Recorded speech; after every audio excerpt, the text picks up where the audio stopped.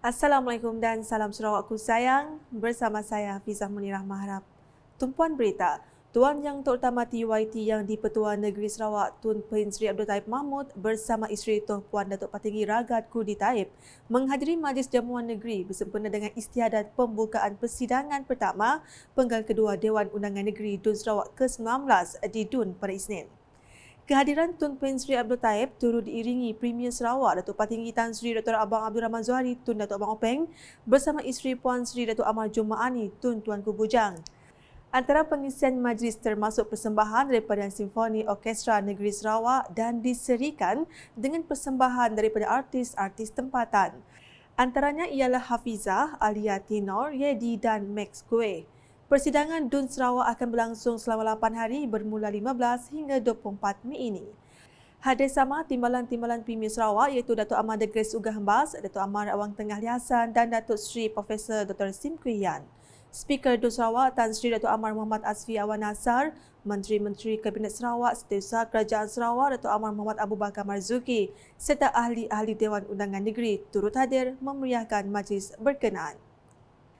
Laporan selanjutnya, masyarakat Dayak harus menjalin kerjasama erat untuk mengukuhkan pembangunan serta memacukan kemajuan dalam pelbagai aspek seperti kaum lain di Sarawak. Menteri Industri Makanan, Komoditi dan Pembangunan Wilayah Sarawak, Datuk Seri Dr. Stephen Rudi Utom menegaskan, sebagai kaum terbesar di Sarawak, masyarakat Dayak harus bergabung sebagai satu keluarga yang besar. Jelasnya langkah ini akan memperkasakan peranan mereka dalam pelbagai bidang yang diceburi. Beliau berkata demikian ketika merasmikan Majlis Makan Malam Peragawai Peringkat Bintulu 2023 pada Sabtu. Ahli Dewan Undangan Negeri Adun Kemenang itu menambah tema Segulai Sejalai pada tahun ini akan menjadi asas serta panduan berguna buat komuniti Dayak agar terus bekerjasama rapat antara satu sama lain supaya kemajuan dalam sosioekonomi dan pendidikan terus dapat berkembang. Dalam majlis sama, beliau turut mengumumkan bantuan sebanyak RM20,000 kepada Jawatankuasa Makan Malam Peragawai Bintulu 2023 yang merangkumi Persatuan Kebangsaan Dayak Bidayuh DBNA, Serakup Induk Dayak Sarawak SIDS, Persatuan Kebangsaan Orang Ulu OUNA dan Persatuan Dayak Iban Sarawak SADIA. Seterusnya, Kerajaan Sarawak memberi sokongan penuh kepada kerajaan perpaduan demi kesejahteraan rakyat dan pembangunan ekonomi yang mampan, terutamanya di Sarawak. Timbalan Menteri Pelancongan, Industri Kreatif dan Seni Persembahan Sarawak, Datuk Sunadan Lawan berkata, kerajaan yang kukuh dan stabil mampu memulihkan ekonomi negara ini. Kita mempunyai kerajaan yang stabil, yang kukuh, yang kuat, maka ekonomi kita sama ada ekonomi di Malaysia atau ekonomi di Sarawak akan berkembang.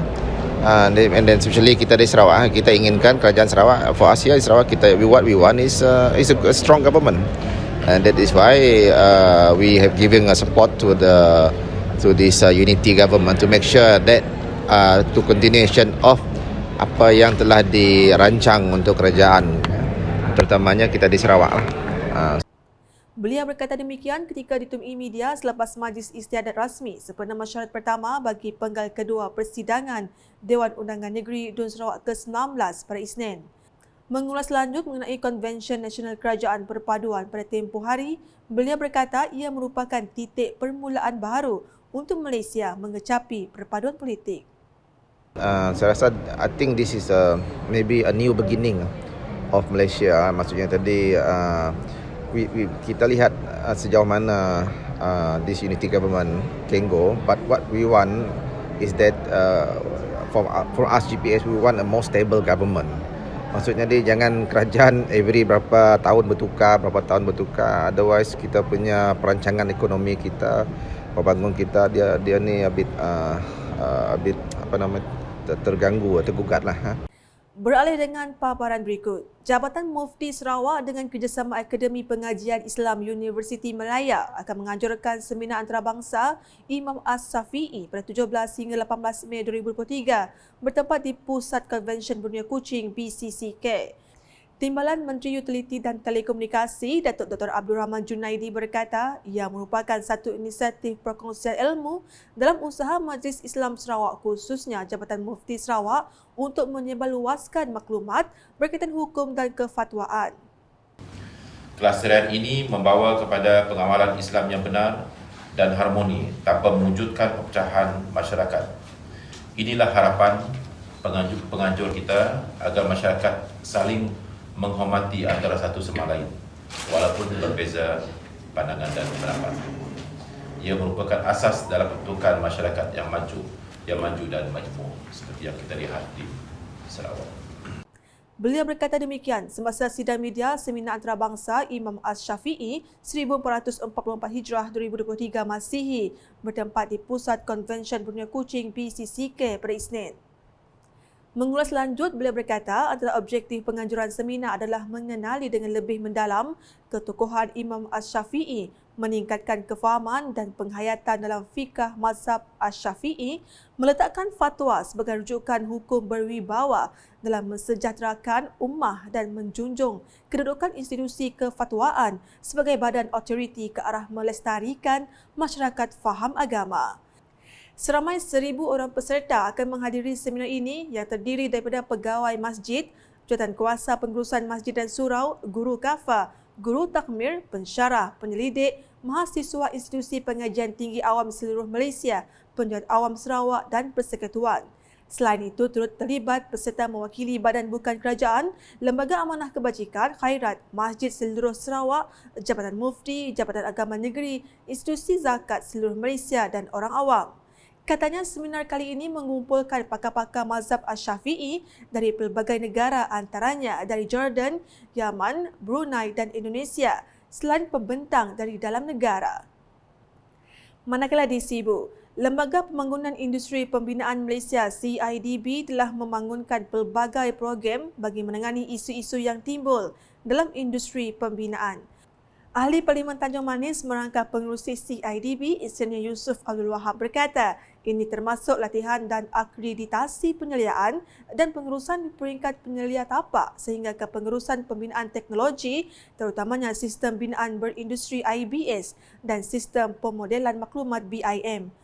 Menurut beliau, CIDB mewujudkan program yang dapat membantu kontraktor meningkatkan keselamatan, kualiti dan kemampanan untuk projek pembinaan mereka menerusi peralatan yang telah dibangunkan antaranya Klasik, Shashik, Micres dan Infastar. Through our own academy, Academy Binaan Malaysia, I think this is our training academy, we have produced over 400,000 certified construction personnel who are adding values to their respective workplaces. Beliau berkata demikian ketika berucap pada majlis menandatangani Memorandum Persefahaman MOU dengan Universiti Teknologi Sarawak UTS pada Isnin. Tambahnya, pihak CIDB berbesar hati dan mengalu-alukan tenaga pengajar ke pelajar UTS ke dalam komuniti BIM selain mengetahui lebih lanjut alat pembinaan digital baru yang lain. Di Betong pula, Youth Fest 2023 merupakan inisiatif bagi meneraju serta mencungkil kebolehpasaran para belia untuk menembusi pelbagai sektor pekerjaan. Ahli Parlimen Betong, Dr. Richard Rapuh berkata, usaha yang dilakukan oleh Adun Layar Datuk Gerard Rentap Jabu itu adalah bagi membantu para belia untuk meningkatkan tahap serta kualiti kehidupan dengan melanjutkan pelajaran ke peringkat yang lebih tinggi selain membuka peluang pekerjaan kepada mereka. Katanya penganjuran program seperti itu dapat memberikan peluang kepada para belia untuk meningkatkan ilmu serta kemahiran insaniah mereka, khususnya mengenai inisiatif dan agenda ekonomi digital, strategi pembangunan pasca COVID-19 PCDS 2030, penubuhan agensi pembangunan wilayah dan penekanan terhadap ekonomi hijau. Beliau berkata demikian semasa merasmikan BU Fest 2023 di Politeknik Metro Betong Sarawak baru-baru ini. Program Youth Fest 2023 anjuran Politeknik Metro Betong Sarawak dengan sokongan Kementerian Belia Sukan dan Pembangunan Usahawan Pejabat Residen Betong telah diadakan pada 13 dan 14 Mei 2023 dengan pengisian aktiviti seperti career fair, career sharing, digital marketing, startup dan banyak lagi. Sekian edisi Tengah Hari bersama saya, Hafizah Munirah. Berita lebih lanjut boleh ditepati di semua platform media sosial UKAS termasuk portal ukas.sarawak.gov.my dan UKAS channel di YouTube. Sebelum mengakhiri, kami warga UKAS ingin mengucapkan selamat Hari Guru kepada semua guru-guru. Dan saksikan sorotan Majlis Jamuan Negeri bersempena dengan istiadat pembukaan persidangan pertama penggal kedua Dewan Undangan Negeri Dun Sarawak ke-19 pada Isnin. #menyebar fakta. Salam UKAS.